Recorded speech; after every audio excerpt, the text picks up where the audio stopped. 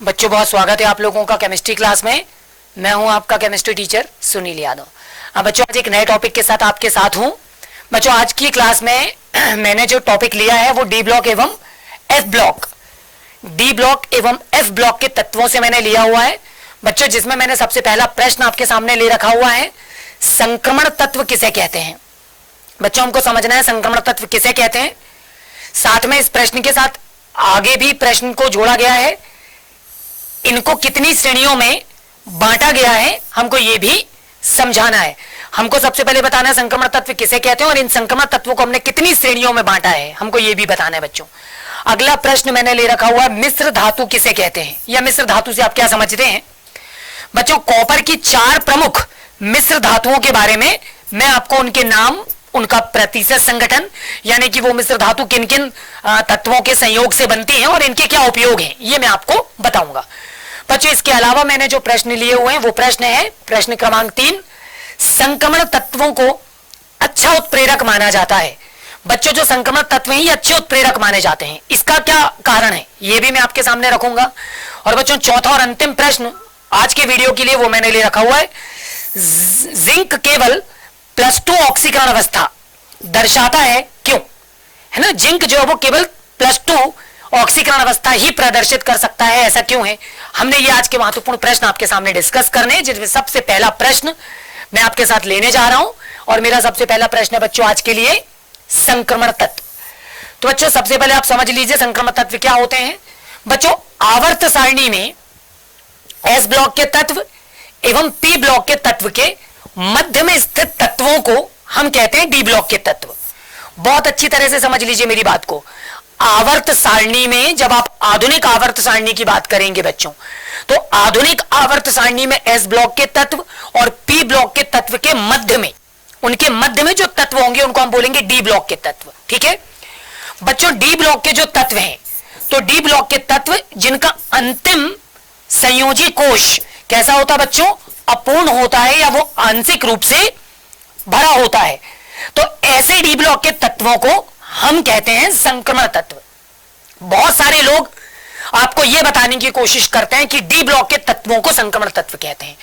तो बच्चों बिल्कुल मैं ऐसा नहीं बोल रहा हूं, मैं आपसे बोल रहा हूं कि आवर्त सारणी में एस ब्लॉक और पी ब्लॉक के मध्य में जो तत्व हैं वो डी ब्लॉक के हैं।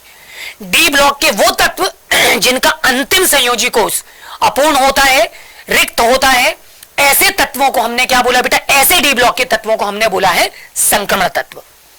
क्लियर है बच्चों। जो संक्रमण तत्व हैं, तो संक्रमण तत्वों को हमने मुख्य रूप से 4 श्रेणियों में बांटा हुआ है, यानी संक्रमण तत्वों को 4 श्रेणियों में रखा गया, जिनमें सबसे पहली श्रेणी है प्रथम संक्रमण श्रेणी, बच्चों दूसरी है द्वितीय संक्रमण श्रेणी, तीसरी है तृतीय संक्रमण श्रेणी और बच्चों चौथी है चतुर्थ संक्रमण श्रेणी। तो बच्चों इन 4 श्रेणियों में हमने संक्रमण तत्वों को रखा।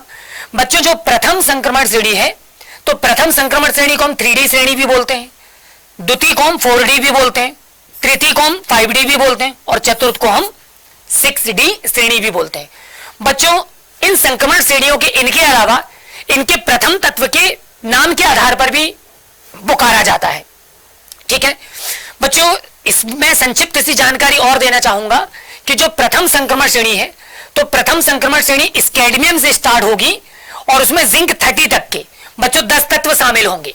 ठीक है बच्चों, इन सभी तत्वों का जो अंतिम इलेक्ट्रॉन है वो 3D उपकोश में होता है, मतलब वो 3D ऑर्बिटल में होता है, और यही वजह है कि प्रथम संक्रमण श्रेणी को हमने 3D संक्रमण श्रेणी के नाम से भी जाना है। बच्चों इसी तरह से जो द्वितीय संक्रमण श्रेणी है, तो ये इट्रियम से स्टार्ट होगी, इसका परमाणु क्रमांक 39 होगा और इसमें कैडमियम तक के 48 तक के 10 तत्व शामिल होंगे, और बच्चों इनका जो अंतिम इलेक्ट्रॉन है वो 4D श्रेणी में या 4D उपकोश में होगा, इसीलिए हम इनको द्वितीय संक्रमण श्रेणी या 4D श्रेणी के नाम से भी जानेंगे। बच्चों इसी प्रकार मैंने तृतीय संक्रमण श्रेणी की बात की। तृतीय संक्रमण श्रेणी लेंथेनम 57 से स्टार्ट होगी, प्रारंभ होगी, इसमें हाफनियम 72 और मरकरी 80 तक के 10 तत्व शामिल है। बच्चों इस श्रेणी की भी विशेषता कि इनके जो अंतिम इलेक्ट्रॉन है वो 5D उपकोश में होता है, और इसीलिए हम तृतीय संक्रमण श्रेणी को 5D श्रेणी के नाम से भी जानते हैं। बच्चों इसके अलावा मैं बात कर रहा हूं आपसे चतुर्थ संक्रमण श्रेणी की।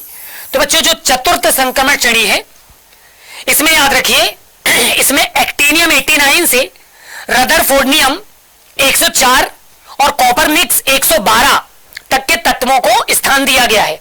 और अभी ये जो श्रेणी है ये अपूर्ण है, अभी इसमें तत्वों की खोज जो है वो लगातार अभी जारी है ना, ये अभी भी अपूर्ण श्रेणी है। बच्चों जो चतुर्थ संक्रमण श्रेणी है, इन सभी तत्वों का जो अंतिम इलेक्ट्रॉन है वो 6d कोष में प्रवेश करता है, 6d ऑर्बिटल में, इसलिए हम इनको 6d संक्रमण श्रेणी भी कहते हैं। बच्चों इसके अलावा मैंने जो अगला प्रश्न आपके सामने ले रखा था वो था मिश्र धातु। तो मैं आपको मिश्र धातु के बारे में बताऊंगा जल्दी से कि मिश्र धातु क्या होती है, बहुत अच्छी तरह से और ध्यान से समझिए। बच्चों दो या दो से अधिक अक्रियाशील धातुओं का जो समांगी मिश्रण है, तो बच्चों दो या दो से अधिक अक्रियाशील धातुओं के समांगी मिश्रण को हम क्या बोलेंगे, मिश्र धातु बोलेंगे।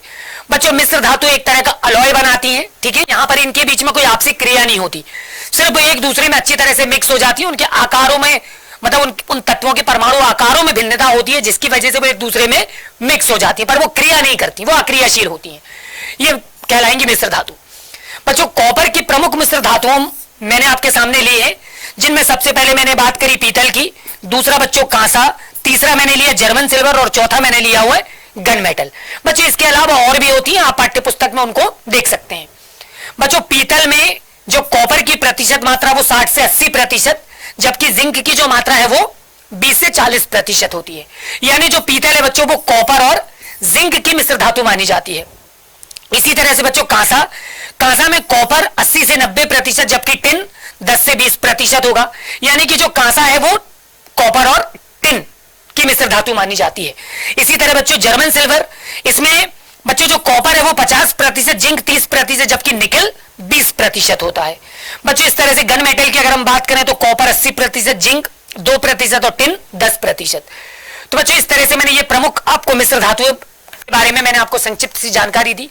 बच्चों अगर हम इनके उपयोग की बात करेंगे तो मिश्र धातुओं के बहुत सारे उपयोग है, मूर्ति बनाने में, ठीक है, सांचे बनाने में, जो पूर्व समय थे बड़े बड़े जो वायुयान है ना, हवाई जहाज एरोप्लेन होते थे, इनके ढांचे बनाने में, कई तरह के उपकरणों को कसने के लिए क्लेम बनाने में, ठीक है, स्टोव बनाने में, बर्नर बनाने में, ऐसे कई अलग अलग क्षेत्रों में इनका उपयोग होता रहा है।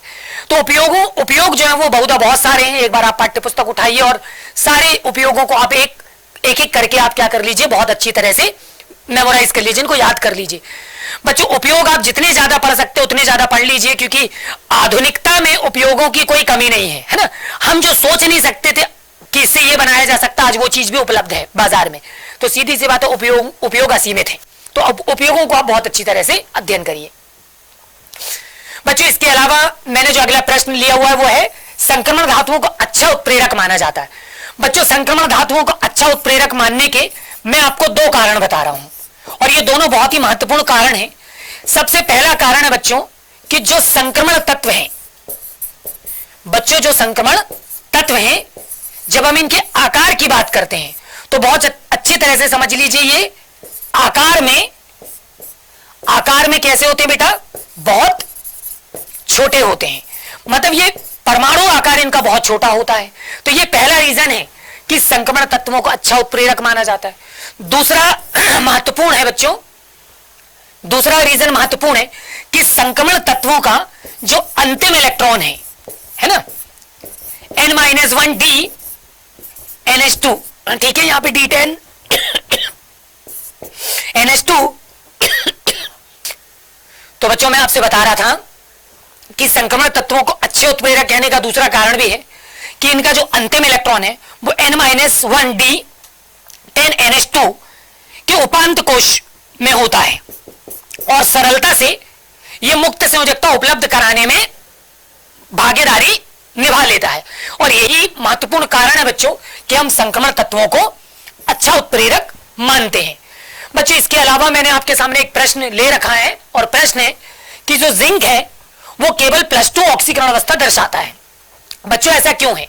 तो मैं जिंक का आपको सामान्य इलेक्ट्रॉनिक विन्यास बता देता हूं। जिंक का परमाणु क्रमांक 30 है बच्चों। इसका इलेक्ट्रॉनिक विन्यास होगा 1s2 2s2 2p6 3s2 3p6 4s2 और 3d10।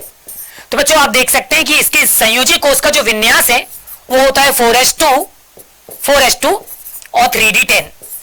बच्चों ये जिंक के सामान्य अवस्था का इलेक्ट्रॉनिक विन्यास होता है। और आप देख सकते हैं कि जो सामान्य अवस्था का इलेक्ट्रॉनिक विन्यास है, ये बच्चों अपनी पूर्ण पूरित अवस्था में है।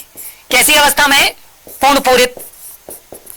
और बच्चों कोई भी तत्व जब अपनी पूर्ण पूरित अवस्था में होता है तो हम जानते हैं कि वो 100% कैसा होता है? वो स्थायी होता है। यानी जिंक के इलेक्ट्रॉनिक विन्यास से पता है कि ये स्थायी है। महत्वपूर्ण चीज ये है बच्चों कि अब डी ऑर्बिटल भी अपनी पूर्ण पूरित अवस्था में, एस ऑर्बिटल भी पूर्ण पूरित अवस्था में। फिर भी अगर हम जिंक को ऊर्जा देने का प्रयास करेंगे तो ऊर्जा देने पर केवल इसके एस ऑर्बिटल से एक इलेक्ट्रॉन जो होगा, 2 इलेक्ट्रॉन जो होंगे बच्चों, ये 2 इलेक्ट्रॉन जो होंगे ये उच्च ऊर्जा में चले जाएंगे और जिसकी वजह से ये 4s ऑर्बिटल जो होगा वो खाली हो जाएगा और 4s ऑर्बिटल खाली हो जाने की वजह से इनका स्थान रिक्त हो जाएगा और जो जिंक है वो अपने 2 इलेक्ट्रॉन को खोकर जो अपना ऑक्सीकरण अंक है वो कितना प्रदर्शित करने लगेगा बच्चों? +2। जबकि हम डी ऑर्बिटल से इलेक्ट्रॉनों को उत्तेजित अवस्था में नहीं ले जा पाएंगे क्योंकि अब कोई भी वहां पर दूसरा जो ऑर्बिटल है वो उपलब्ध नहीं होगा उन इलेक्ट्रॉनों को स्थापित करने के लिए। और यही एक महत्वपूर्ण रीजन है बच्चों कि जो जिंक है वो केवल और केवल +2 ऑक्सीकरण अवस्था ही दर्शाता है और केवल +2 ऑक्सीकरण अवस्था में ही वो अधिक स्थायी यौगिक बना सकता है। बच्चों आज के वीडियो में इतना ही। मैंने आज कुछ महत्वपूर्ण प्रश्नों से आपको रूबरू किया। ऐसे ही कुछ और भी महत्वपूर्ण प्रश्नों के साथ आपसे बहुत जल्दी मुलाकात होगी। तब तक अपना ख्याल रखिए।